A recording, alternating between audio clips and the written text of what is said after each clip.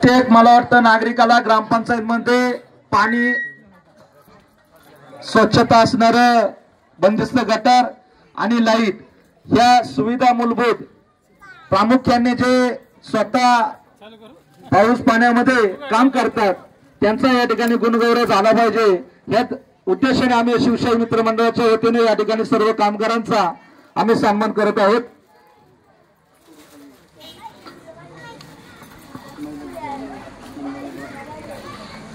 मंदाबाई बोराडे यांना या ठिकाणी सन्मान करण्यात येत आहे।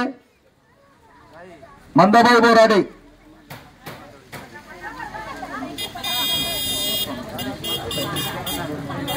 उज्ज्वला जगताप यांनी यायचं चला।